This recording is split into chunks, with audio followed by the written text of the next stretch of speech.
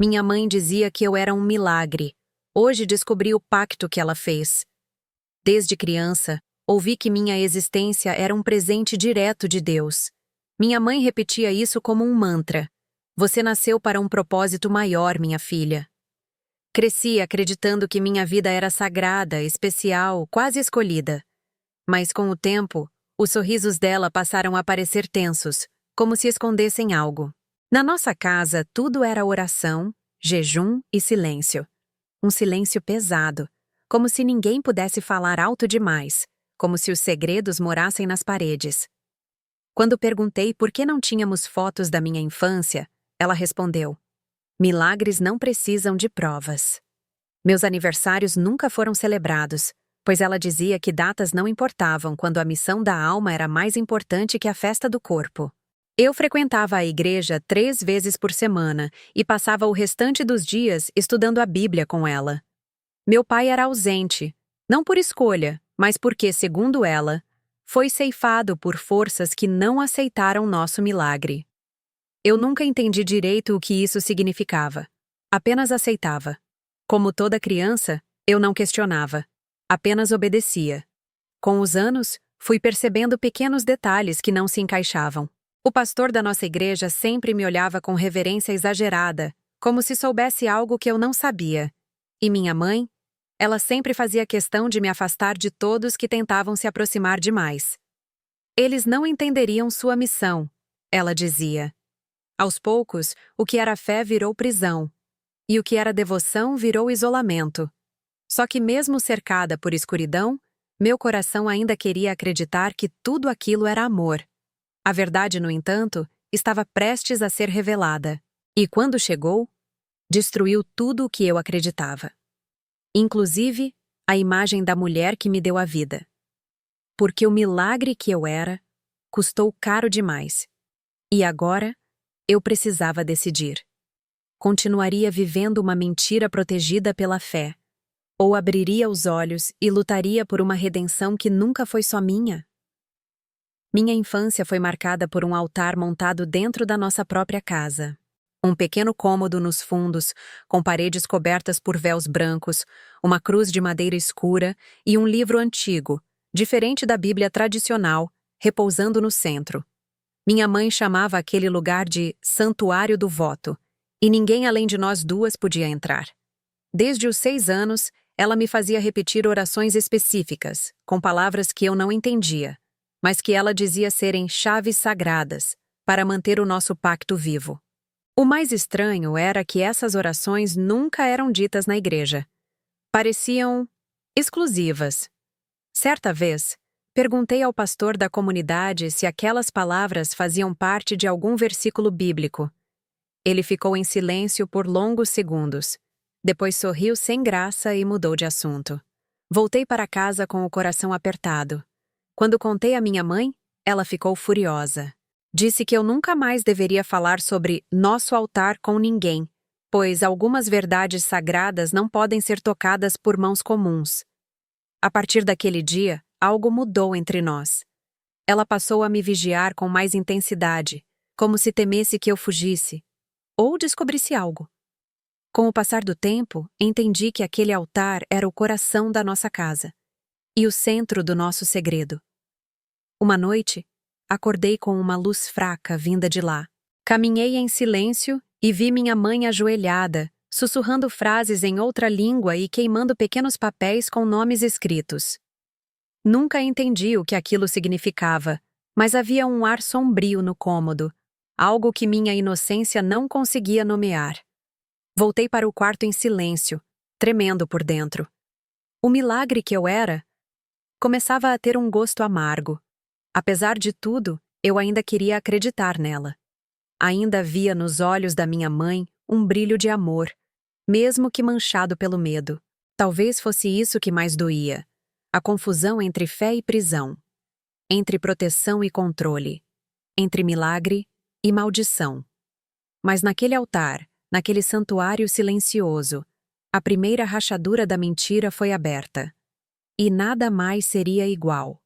Desde muito cedo, minha mãe dizia que eu havia nascido por uma profecia, que, segundo ela, Uma mulher de oração havia batido à nossa porta pouco antes da minha concepção e anunciado que eu traria luz onde havia escuridão. Ela contava essa história como se fosse uma passagem bíblica vivida por nós. A visitante teria deixado uma vela acesa no altar e dito que, enquanto ela queimasse, a promessa de Deus se manteria viva. A vela nunca se apagou. E eu, segundo minha mãe, era o cumprimento dessa promessa divina. Uma criança escolhida. Um milagre enviado para mudar o mundo. Mas sempre que eu perguntava detalhes, como o nome da mulher ou onde ela estava agora, minha mãe desconversava. Dizia que anjos não deixam rastros. Por muito tempo isso me bastou. Eu carregava essa história como um escudo, algo que me dava identidade. Mas à medida que crescia, comecei a sentir o peso disso. Não podia errar, não podia reclamar, não podia viver como os outros. Afinal, eu era escolhida. E ser escolhida significava ser sacrificada por dentro, ainda que ninguém percebesse. Foi em uma dessas conversas com minha mãe que ela soltou, sem perceber, algo que me arrepiou. Você nasceu porque eu pedi. E o que se pede com fé precisa ser mantido com obediência. Fiquei dias com essa frase na cabeça. O que ela quis dizer exatamente? Que tipo de pedido teria feito? E por que parecia mais uma dívida do que uma bênção? Comecei a desconfiar de que havia mais por trás da minha origem do que me contaram. A profecia, que antes era motivo de orgulho, passou a me assombrar. Será que eu fui forçada a nascer em nome de algo sombrio? Será que minha vida era parte de um plano que não envolvia amor, mas ambição disfarçada de fé? O silêncio ao redor dessas perguntas era ensurdecedor. E dentro de mim, uma parte já sabia. O milagre da minha existência tinha um preço. E esse preço estava prestes a ser revelado. A relação entre minha mãe e o pastor da nossa igreja sempre foi próxima demais. Ele a tratava com uma deferência incomum, como se ela tivesse autoridade sobre ele. Era estranho, porque na comunidade todos o viam como figura máxima da fé, mas perto dela, ele parecia um servo. Comigo, ele era gentil, porém sempre contido.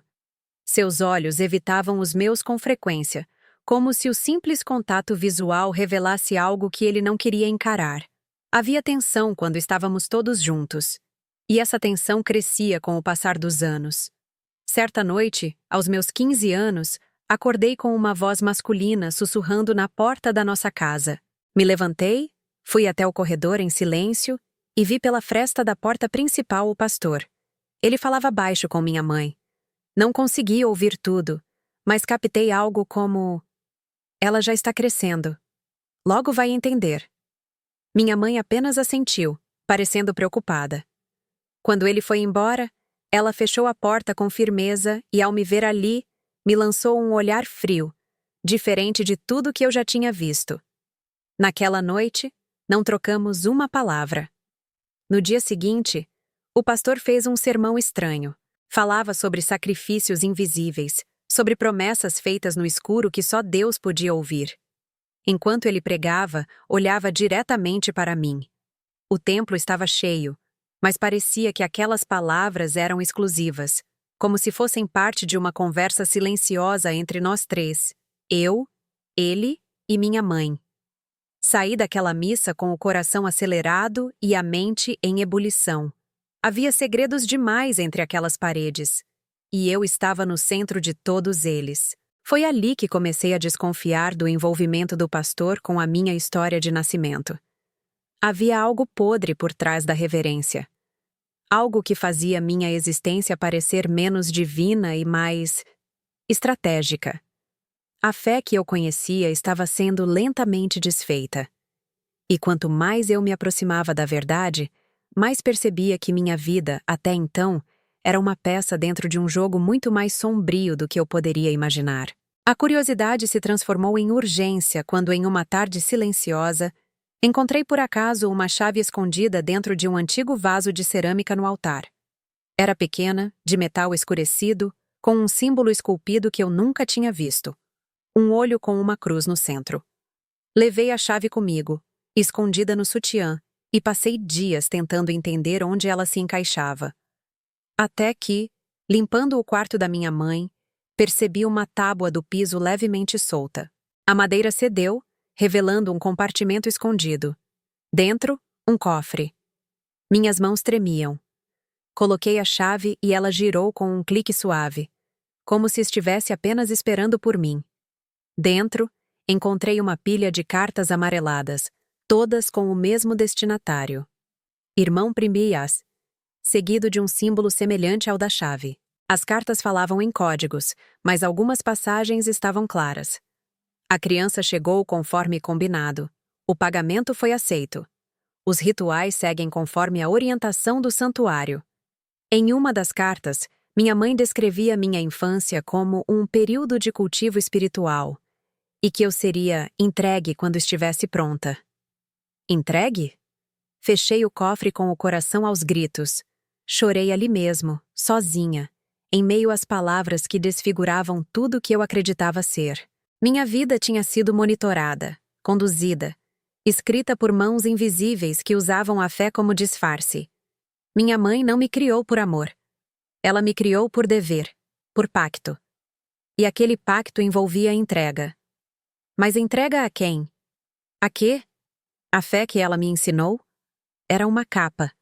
E por trás dela havia uma teia de manipulação que agora começava a ruir. Naquela noite, eu não consegui dormir. Me olhei no espelho por horas, tentando reconhecer quem eu era. E pela primeira vez, me senti órfã. Não porque minha mãe tivesse morrido, mas porque ela nunca foi verdadeiramente minha. Ela pertenceu a algo maior, algo doentio. E agora, eu precisava decidir se enfrentaria aquilo sozinha, ou se seguiria fingindo que ainda era apenas um milagre. Uma semana após descobrir as cartas, algo ainda mais inacreditável aconteceu. Estava sozinha em casa, deitada no sofá, tentando entender o que fazer com tudo aquilo, quando ouvi batidas suaves na porta. Ao abrir, dei de cara com uma senhora de cabelos grisalhos, pele escura, olhar firme, e um colar com o mesmo símbolo da chave pendendo no peito. Ela me olhou como se já me conhecesse. Sem pedir permissão, entrou na casa, tirou o casaco e disse: "Está na hora de você saber o que realmente é." Por um instante, congelei. A energia daquela mulher era pesada, mas não no sentido maligno. Era uma força que eu não conseguia descrever. Sentei em frente a ela e ela começou a falar. Seu nome era Irmã Iná, e sim, era a mesma que minha mãe mencionava nas cartas. Ela disse que eu havia sido concebida em um ritual antigo, de origem sincrética, adaptado ao cristianismo local como uma forma de atrair luz por meio do sangue. Minha mãe, desesperada por um filho, ofereceu algo em troca: criar uma criança dedicada exclusivamente à missão do santuário e entregá-la aos 21 anos para um despertar maior. Fiquei em choque. Era como se minha vida fosse uma encenação de algo que eu nunca aceitei participar. Irmã Iná falava com naturalidade assustadora, explicando que eu ainda estava em fase de preparação e que, se quisesse, poderia aceitar meu destino e completar o ciclo. Perguntei o que aconteceria se eu recusasse. Ela sorriu levemente e disse: "A verdade tem suas consequências, mas também sua libertação." Aquilo ficou ecoando dentro de mim por dias. A verdade pode libertar, mas pode destruir tudo que você era antes. Quando minha mãe chegou, encontrou Irmã Iná sentada na cozinha, tomando chá comigo. Seus olhos se arregalaram de pavor. Pela primeira vez, vi medo genuíno nela. A mulher que sempre teve todas as respostas. Ficou em silêncio. Naquele momento, percebi que algo tinha mudado. Eu não era mais a filha obediente. Eu era a peça que podia desmantelar o jogo. E pela primeira vez, senti que a luz dentro de mim era minha. Não imposta. Minha. A tensão após aquela visita se espalhou como veneno pela casa. Minha mãe não falava mais comigo com a mesma autoridade de antes. Seus olhos, antes cheios de certezas, agora buscavam no chão algum apoio invisível. Ela passou a evitar o altar, trancava a porta do quarto à noite e parou de frequentar a igreja. Era como se, ao permitir que a Irmã Iná me contasse a verdade, algo tivesse sido quebrado ou libertado. Mas eu ainda não entendia tudo. Faltavam peças. Foi então que resolvi procurar o pastor. Eu precisava ouvir da boca dele o que aquilo tudo realmente significava. Ele tentou negar no início, dizendo que minha mãe estava confundindo práticas antigas com fé cristã verdadeira. Mas quando mencionei as cartas e o símbolo, ele empalideceu. Disse apenas uma frase antes de me mandar embora. O ritual foi preparado, mas sua mãe nunca teve coragem de completá-lo. Na hora não entendi. Só depois, em casa, remexendo novamente nas cartas e anotações escondidas, percebi. O pacto previa que aos 21 anos eu seria oferecida em um segundo ritual, que selaria a entrega espiritual total. Um tipo de consagração, ou sacrifício. Minha mãe, por algum motivo, nunca realizou esse ritual. As cartas mais recentes mostravam dúvida, arrependimento e medo. Ela escrevia coisas como: "Não consigo mais vê-la como instrumento. Ela é minha filha." Ou: "Se recusar, eles virão atrás de mim." Eu não sabia quem eram eles, mas sabia que algo a impedia. No fundo, talvez ela realmente tenha começado a me amar. Ou talvez o amor tenha nascido do medo. De qualquer forma, o ritual não aconteceu. E por isso, eu ainda estava livre. Mas aquela liberdade era frágil. Agora que eu sabia da existência do pacto, do propósito e do não cumprimento da promessa, me tornei uma ameaça viva. Não era só uma filha. Eu era o erro de um sistema oculto, um desvio de rota. Um furo na corrente de obediência cega. E quando você vira um furo, eles tentam te tampar. Ou te calar. A partir do momento em que o ritual foi revelado como incompleto, comecei a perceber mudanças não apenas dentro de casa, mas também fora dela. Na igreja, os olhares antes cheios de admiração se tornaram silenciosamente acusadores. Pessoas que me cumprimentavam com carinho passaram a desviar o olhar. O pastor parou de citar meu nome nos cultos, e minha mãe deixou de ser chamada para os círculos de oração. A exclusão era sutil, mas constante.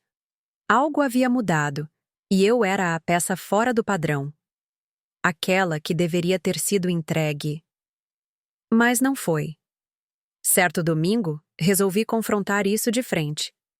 Levantei durante o culto, caminhei até o altar e perguntei em voz alta: "O que acontece com um milagre quando ele se recusa a ser sacrificado?"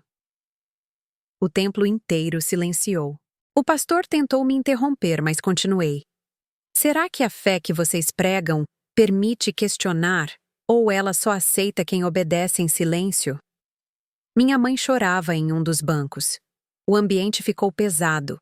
Eu sentia que estava rompendo um ciclo, mas, ao mesmo tempo, me despedia de tudo que me deu identidade até então. Porque depois daquele ato, eu não era mais bem-vinda ali. Nos dias seguintes, recebi visitas inesperadas. Pessoas da igreja vinham até minha casa dizer que eu estava confusa, que devia me redimir, que a salvação dependia da obediência. Um deles deixou um bilhete com apenas 4 palavras: "Volte antes que seja tarde." Não havia assinatura. Era uma ameaça disfarçada de súplica. Mas eu já não tinha medo. Eu estava cansada de viver cercada por dogmas que escondiam podres.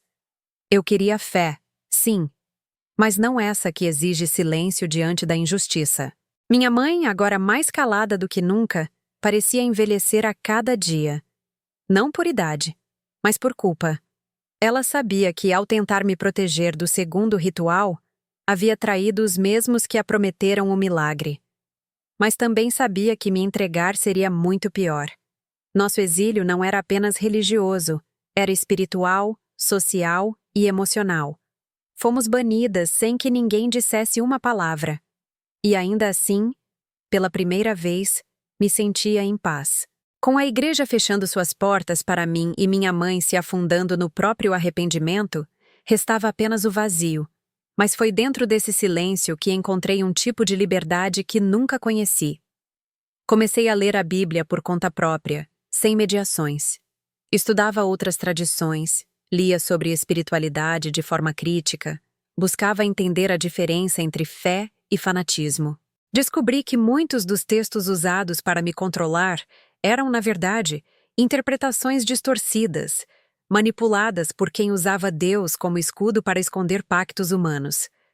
Passei a escrever minhas orações em diários, não mais como pedidos ou repetições mecânicas, mas como conversas sinceras com aquilo que eu sentia ser divino dentro de mim. Era estranho no começo, como se eu estivesse traindo tudo o que me ensinaram. Mas pouco a pouco, fui sentindo que ali havia verdade. Uma fé que não exigia sacrifício, mas consciência. Que não pedia submissão cega, mas coragem para questionar.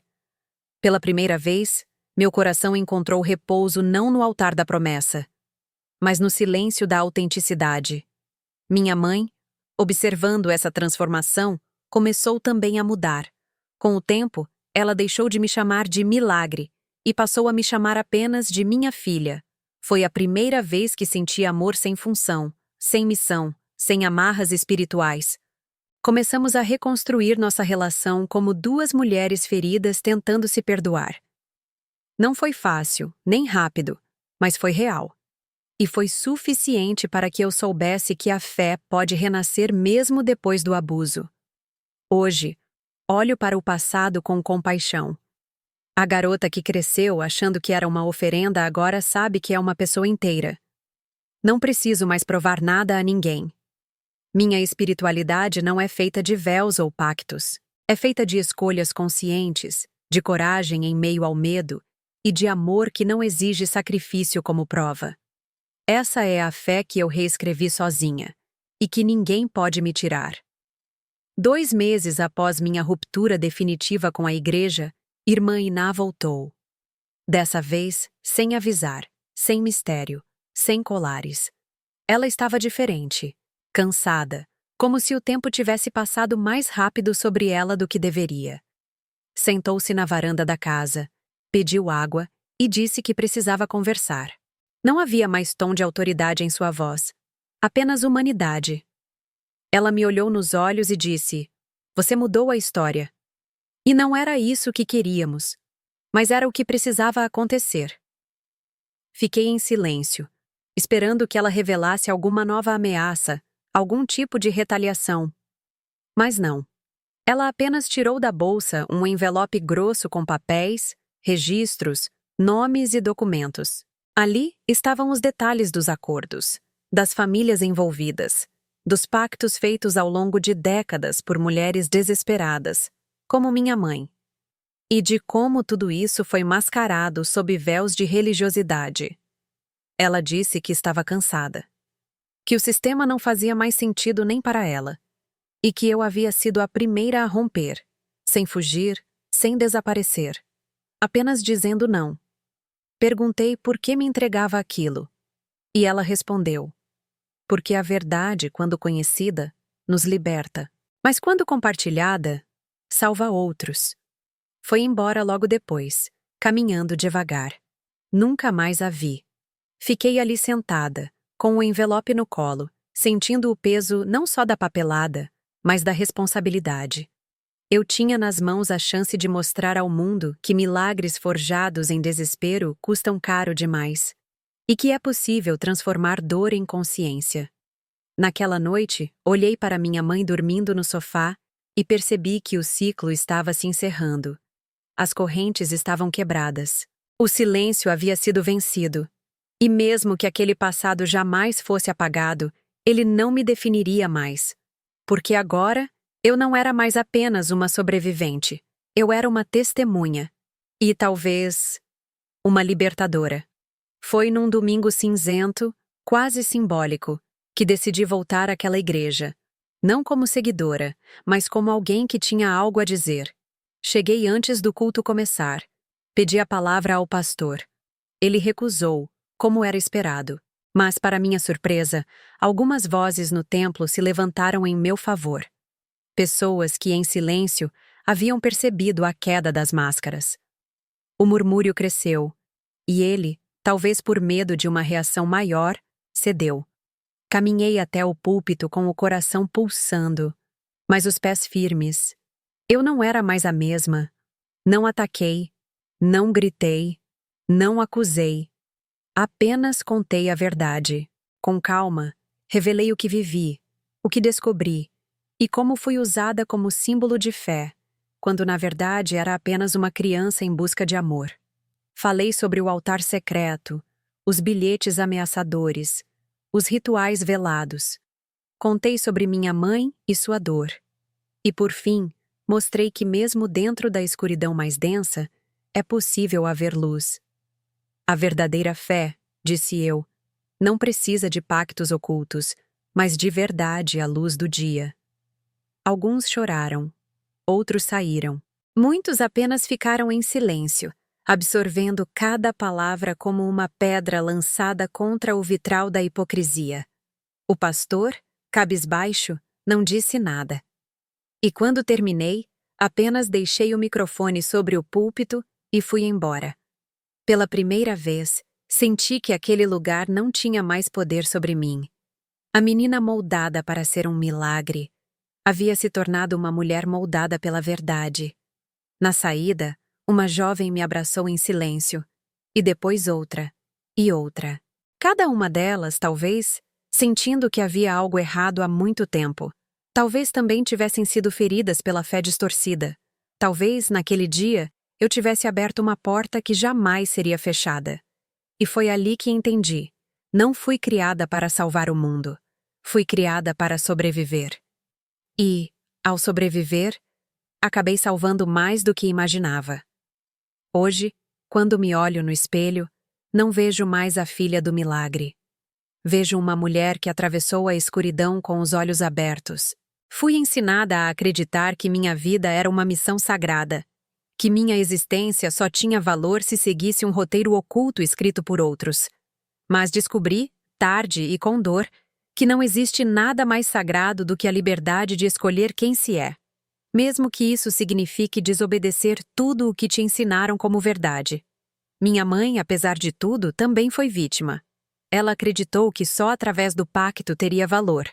E eu fui o preço desse medo. Mas o que mais me orgulha é que juntas, mesmo feridas, conseguimos romper uma corrente antiga. Reescrevemos nossa história. Não como personagens de um teatro religioso, mas como seres humanos com falhas, força e fé real. Aquela que não precisa esconder o que dói para dizer o que cura.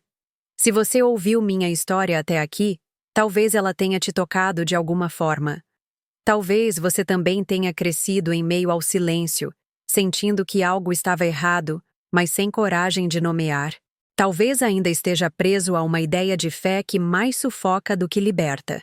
E se esse for o seu caso, quero que saiba. Você não está sozinho. A verdade pode doer no começo, mas é ela quem nos reconstrói. Se essa história te emocionou, te fez refletir ou simplesmente te tocou de alguma forma, curta esse vídeo, compartilhe com alguém que precisa ouvir isso e se inscreva no canal para mais histórias como essa. Aqui, cada narrativa é uma oportunidade de enxergar além do óbvio e, talvez, transformar a dor em força.